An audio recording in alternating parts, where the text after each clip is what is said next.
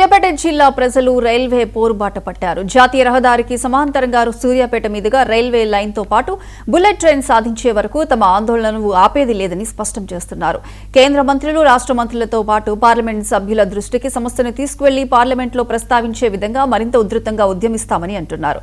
ఆందోళన శిబిరం నుంచి మరింత సమాచారం మా సీనియర్ కరెస్పాండెంట్ రామకృష్ణ అందిస్తారు. జాతీయ రహదారికి సమాంతరంగా రైల్వే కారిడార్ ఇవ్వడంతో పాటుగా సూర్యాపేట జిల్లా కేంద్రంలో ఖచ్చితంగా బుల్లెట్ ట్రైన్ కావాలని చెప్పేసి గత 13 రోజులుగా బుల్లెట్ ట్రైన్ సాధనా సమితి పేరుతో సూర్యాపేట జిల్లాకు సంబంధించిన వాసులంతా కూడా పెద్ద ఎత్తున ఆందోళన చేపడుతున్న పరిస్థితి ఉంది. ప్రధానంగా ఖచ్చితంగా బుల్లెట్ ట్రైన్ గతంలో ప్రకటించిన విధంగా అదే రకంగా అలైన్మెంట్ మార్చకుండా ఉండాలని కూడా వారు డిమాండ్ చేసిన పరిస్థితి ఉంది. ఇక ఈ ఆందోళనకు సంబంధించి ప్రతి నిత్యం కూడా ఒక్కొక్క సామాజిక వర్గానికి సంబంధించిన నేతలు కూడా పెద్ద ఎత్తున అయితే ఆందోళన చేసిన పరిస్థితి. ప్రస్తుతం మనతో పాటు బుల్లెట్ సాధనకు సంబంధించిన నేతలు ఉన్నారు. చెప్పండి, అసలు ప్రధానంగా మీ డిమాండ్ ఏంటి? గతంలో 6 రోజులు మీకు ప్రకటించిన తర్వాత అలైన్మెంట్ మారుస్తారని మీరు చెప్తున్నారు. ఎటు మారుస్తుంది? అసలు అలైన్మెంట్ మార్చడానికి కారణాలు ఏమనుకుంటున్నారు? సార్, మొదలు చెప్పాల్సింది సూర్యాపేటలో అంటే మేము జాతీయ రహదారికి సమాంతరంగా రైలు కావాలి అని చెప్పేసి సూర్యాపేట మా ప్రజలు, మా పూర్వీకులు కూడా దాదాపు 40 ఏళ్ళ నుంచి పోరాటం చేస్తూ ఉన్నారు. ఈ సందర్భంలోనే తెలంగాణ ఉద్యమం రావడం, తెలంగాణ ఆవిర్భావ, తెలంగాణ రాష్ట్ర ఏర్పాటు చట్టం బిల్లులోనే హైదరాబాద్ టు విజయవాడ మధ్య స్పీడ్ రైల్ కారిడార్ ఏర్పాటు చేయాలని చెప్పేసి ప్రకటించింది. దానికి అనుగుణంగానే హైదరాబాద్ నుంచి విశాఖపట్నం వయా విజయవాడగా ఒక సర్వే నిర్వహించారు.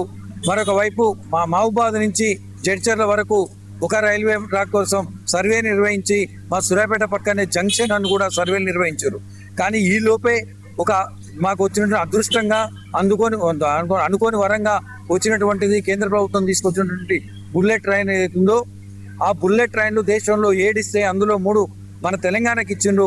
ఆ తెలంగాణలో 3 ఒకటి Bengaluru to Chennai, Pune, Shamshabad to Pune, Shamshabad to Bengaluru, Shamshabad to Chennai via Vijayawada అని చెప్పేసి అమరావతి అని చెప్పి చేసిర్రు.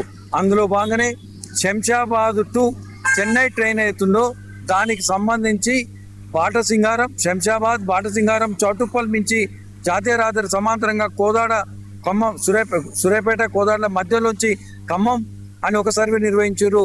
మళ్ళీ అది కాదని చెప్పేసి మళ్ళీ బాటసింగారం, చౌటుప్పల్ నుంచి కోదాడ, సూర్యాపేట మీదుగా విజయవాడ వరకు ఒక సర్వే నిర్వహించారు. దానికి సంబంధించినటువంటి ప్రయత్నాలు నడుస్తుండగానే సడన్గా మళ్ళీ దాన్ని మార్చి ఇప్పుడు యాచారం మించి మల్లెపల్లి మించి గుంటూరుకు తీసుకుపోతామని, అంటే కృష్ణా నది రాచకొండ గుట్టల మధ్యకెళ్ళి ఇది తీసుకుపోయిన ఒక ప్రయత్నం జరుగుతూ ఉంది. దీని వెనక ఒక రియల్ ఎస్టేట్ మాఫియా కుట్ర ఉంది.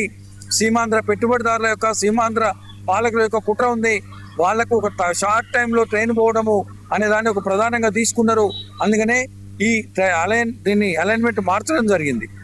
మొత్తం దాని లక్ష్యమే ప్రజలు ఎక్కువగా ఉన్నటువంటి వ్యాపార కేంద్రాలను కలపడం అనేది బుల్లెట్ ట్రైన్ లక్ష్యం.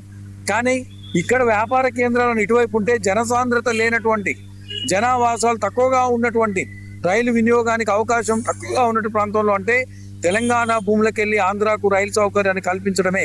నాడు ఎట్లయితే నాగార్జున సాగర్ ప్రాజెక్ట్ని 80 కిలోమీటర్లు కిందుకు తవ్వి తెలంగాణ భూములకు వెళ్ళి ఆంధ్రాకు నీళ్లు తీసుకుపోయినారో ఇప్పుడు అట్లనే అలైన్మెంట్ మార్చి తెలంగాణ భూములకు వెళ్ళి ఆంధ్రాకు రైలు తీసుకుపోయే ప్రయత్నం జరుగుతున్నారు.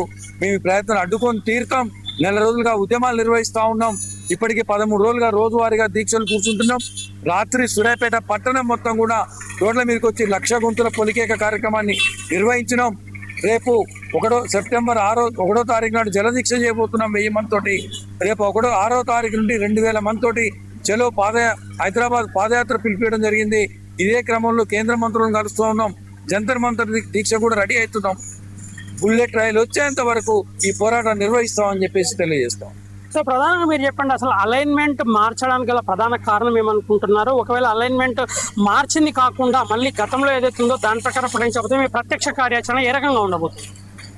ఇప్పుడు అలైన్మెంట్ కేంద్ర ప్రభుత్వం పార్లమెంటులో డిక్లేర్ చేసిన అలైన్మెంట్ ఆల్రెడీ చెప్పేసాం. ఎందుకు మారిందంటే డెఫినెట్గా ఇది పొలిటికల్ ఇంటర్వెన్షన్ ఉంటుంది. ఇప్పుడు దీన్ని మార్చింది 2 పార్టీలు, ఒకటి కాంగ్రెస్ పార్టీ, ఒకటి బీజేపీ. ఎవరు మార్చినది మాకు కావాలి. కానీ ముఖ్యంగా మాకు తెలిసింది ఏంటంటే ఇవాళ క్యాబినెట్ ఆల్రెడీ రేవంత్ రెడ్డి గారి క్యాబినెటే అలైన్మెంట్. ఇప్పుడు ఎందుకంటే ఫ్యూచర్ సిటీ అక్కడ ఉంది, అక్కడ నుంచి తీసుకుపోవాలనే ఆలోచన మన క్యాబినెట్ మార్చింది అనేది మాకు తెలిసింది. కానీ అయితే కేంద్ర ప్రభుత్వం సడన్గా డిక్లేర్ చేసి బుల్లెట్ ట్రైన్ అంటే మేము చాలా హ్యాపీగా ఉన్నాం. ఇప్పుడు మేమందరం సూర్యాపేట కానీ ఈ లైన్ మొత్తం 65 నేషనల్ హైవే మా చుట్టూ ఉన్న అందరూ కూడా హ్యాపీగా ఉన్నారు. ఎందుకు మార్చింది అనేది అది సరే స్టేట్ గవర్నమెంట్ ల్యాండ్ అక్విజిషన్కు వాళ్ళకి ఏమైనా ఇస్తున్నా అనేది తెలియదు, కానీ ఖచ్చితంగా ఇది మార్పు అయితే జరిగింది. మేము అనుకుంటున్నాం స్టేట్ గవర్నమెంట్ అలైన్మెంట్ మార్చి ఉండొచ్చు, ముఖ్యమంత్రి దానికి ఫ్యూచర్ సిటీ అనుకున్నారు. అయినా సరే మా పోరాటం మేము ఆగదు. సో మొత్తంగా సూర్యాపేట జిల్లా కేంద్రం మీదుగా బుల్లెట్ ట్రైన్ సాధించడంతో పాటుగా రైల్వే క్యారిడార్ గతంలో ఏదైతే ప్రకటించారో ఆ క్యారిడార్ను జాతీయ రహదారికి సమాంతరంగా ఖచ్చితంగా వచ్చేలా పోరాటం చేస్తామని, భవిష్యత్తులో కూడా ఇటు మంత్రులు, ఎంపీలు, అదేవిధంగా కేంద్ర మంత్రులను కూడా కలిసి ఖచ్చితంగా బుల్లెట్ ట్రైన్ సాధించే వరకు తమ ఆందోళన కూడా విరమించమని చెప్పేసి సూర్యాపేటకు సంబంధించినటువంటి నేతలు చెప్తున్నారు. ప్రధానంగా జాతీయ రహదారికి సమాంతరంగా బుల్లెట్ ట్రైన్ కారిడార్ ఖచ్చితంగా ఏర్పాటు కావాలనే డిమాండ్తో అన్ని రకాల పోరాటాలకు కూడా సిద్ధమవుతున్నామని నేతలు అయితే చెప్తున్న పరిస్థితి ఉంది. బుల్లెట్ ట్రైన్ సాధన కోసం సూర్యాపేట జిల్లా కేంద్రంలో జరుగుతున్న ఆందోళన సంబంధించిన తాజా పరిస్థితి. వీడియో జర్నలిస్ట్ మధుతో రామకృష్ణ, 99 టీవీ, సూర్యాపేట నుండి. కాకినాడ జిల్లా గొల్లపాలెంలో డేగల